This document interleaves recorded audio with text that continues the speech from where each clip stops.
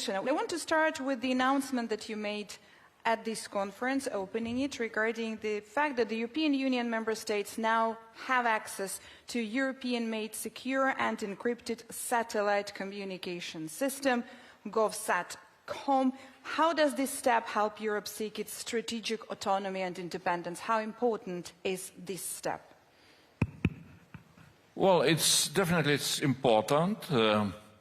We promise that we shall do that, for quite a period of time, because this is part of our long-term strategy to develop European secure satellite communication system, so-called IRIS², which we are really moving ahead.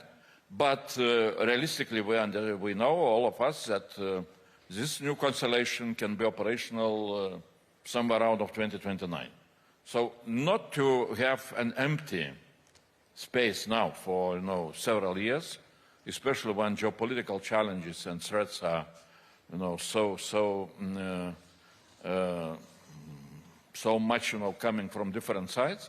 Definitely we need to develop some precursor capabilities for secure satellite communication, and that is what we did with GovSat-com. And also what we are planning to do is that we shall expand this intermediate service. Next stage will be that we shall try to enlarge with capabilities of commercial entities. But in parallel, we are developing IRIS². The same we are looking into as observation.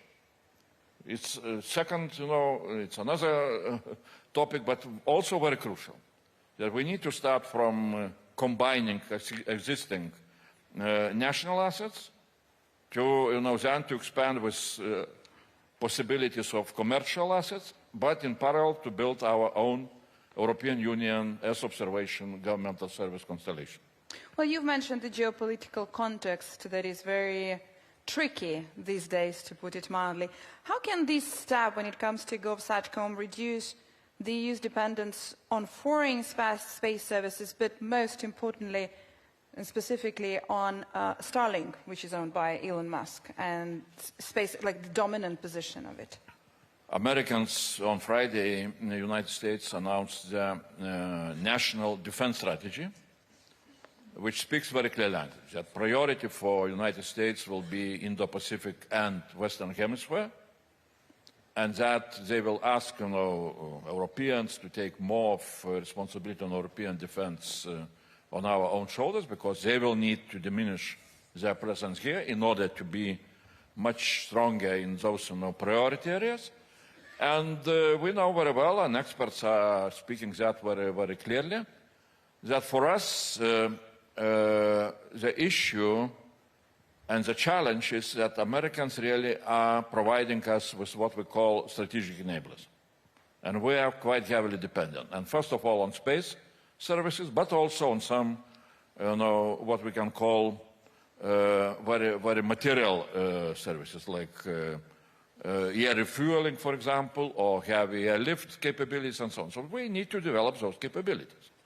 So that is why really IRIS², I always repeat what I hear from experts, when we shall have IRIS², it will be better than Starlink. This is also, this step when it comes to GovSat-com goes really hand in hand with the EU efforts to bolster in general the European Union's defense capabilities and also the EU's readiness before the end of the decade. Some intelligence agencies estimate that Russia could attack another European country in the coming years. Do you think the EU is moving towards improving and strengthening its defense?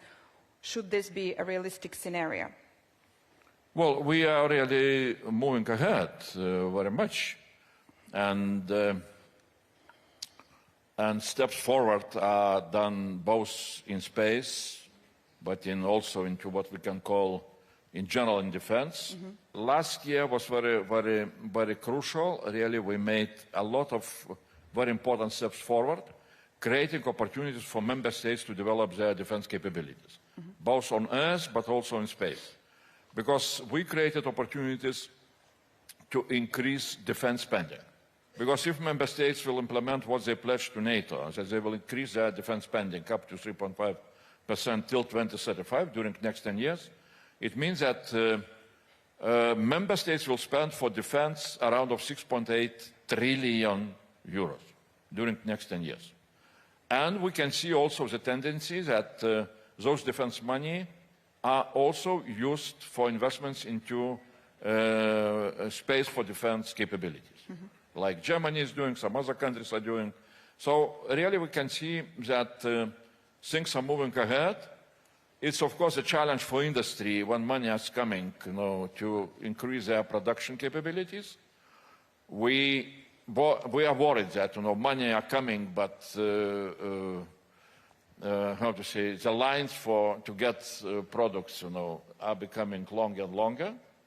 So I mean that industries are not able to fulfill all the contracts in a most speedy way. There is something else when it comes to general defense. Germany, together with France, introducing voluntary military service schemes. We've heard recently from Spanish foreign minister that Spain said that the EU must move towards creating a European army. What's your take on that? We need to understand that if Americans are asking us to take responsibility on conventional defense of Europe, we are not talking about nuclear defense. Well, we hope that Americans will continue to provide nuclear umbrella. But on conventional defense, we need to see if Americans are diminishing their presence on the European continent, what we shall need to replace. We were talking about strategic enablers, material, let's say, things, in space, on Earth, and so on.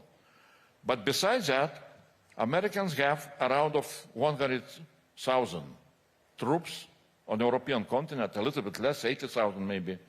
But they are playing very crucial role. They are playing what experts are calling backbone military force in Europe. The question is how we shall replace. If Americans are withdrawing also their troops, how we shall replace that capability. Can we replace 100,000, American troops, which are, really trained as a standing cohesive army, with, combination of 27? And here is a doubt that it will be, the same effect. So that was my point. Not to, let's say, create a European army which would replace all the national armies, but to create, 100,000 European troops to be ready to replace what we are now getting from American presence on the European continent. So can we? Yeah, we can. Definitely, if member states will agree. Okay, but we've heard recently over the past couple of days, obviously, the comments from NATO Secretary General Mark Rutte, who said, and I'm going to quote him here to make it exact, that European Union should keep on dreaming about becoming independent from the United States, its largest ally, in matters related to security and defense. What's your take on Mark Rutte's comments regarding this? Well, I saw different quotes of that, because in one media I saw that he was speaking about nuclear defense. That Europeans should, stop dreaming about possibility to,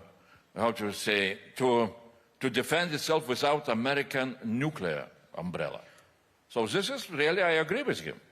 For time being, at least, in Commission, we really, this is a business for member states to decide what's about nuclear umbrella, but Americans said in a very clear way that they are ready to keep this umbrella, and we are happy with that. So the conventional side, this is not just about dreaming, that is more realistic. It's the reality of today. When is it going to be possible and when it can be the reality? Well, it's, no, I cannot tell you in a very clear dates, I think that even today we have quite a lot of capabilities, but we need to look into the perspective.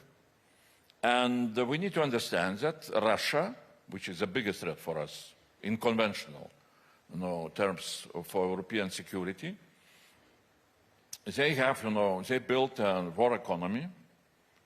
They are producing a lot of weapons.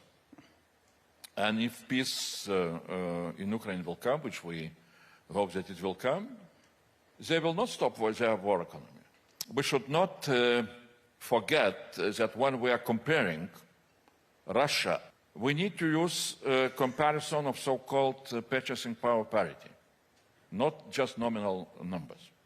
Because if nominal numbers were looking, so Russia is spending, I don't know, the last numbers, 150 billion euros for defense per year. We are spending, it looks like, more. But if we're looking in purchasing power parity, how much of the same amount of euros you can build, for example, tanks in Russia and tanks in Europe, then it appears that now Russia is spending for defense 85% of that level which we all, European Union, are spending for defense. Besides that, of course, we need to take into account that Russia, if they will start aggression against,